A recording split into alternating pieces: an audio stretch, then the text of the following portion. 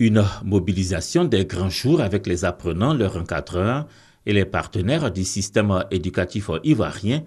Le ministère de l'Éducation nationale et de l'enseignement technique l'a réussi à l'occasion de la célébration nationale de la Journée internationale de l'alphabétisation. Le témoignage d'anciens apprenants comme l'artiste chanteuse Afo Keïta et des sketchs ont permis à l'assistance d'en savoir davantage sur l'alphabétisation. Tous ont voulu démontrer ainsi, en même temps que le gouvernement, tout l'intérêt accordé à la question de l'alphabétisation. C'est ce 21 septembre que notre pays a retenu pour cette célébration. Aujourd'hui, comme vous le savez, c'est aussi le jour de la rentrée des classes. Une rentrée des classes toute particulière. En prenant l'initiative de rendre l'école obligatoire, à compter de cette année scolaire, Son Excellence, Monsieur le Président de la République, Alassane Ouattara, fait de l'année 2015 une année de rupture.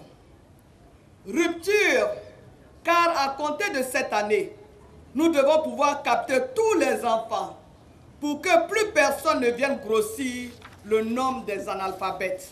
Réduire le taux d'analphabètes de 43 à 20% à l'horizon 2020, c'est l'objectif du gouvernement. Et pour cause. Offrir à chaque citoyen, à l'heure de la mondialisation, des possibilités d'alphabétisation et d'apprentissage tout au long de la vie en ce 21e siècle est à la fois un impératif moral majeur et une condition essentielle du développement humain durable. C'est pour cette raison que j'exhorte toutes les populations analphabètes, notamment les femmes, à s'intéresser davantage à l'alphabétisation fonctionnelle, facteur essentiel à l'autonomisation et à l'épanouissement personnel. Selon les chiffres de l'UNESCO, 757 millions d'adultes dans le monde sont analphabètes, 124 millions, soit les 2/3, sont des femmes.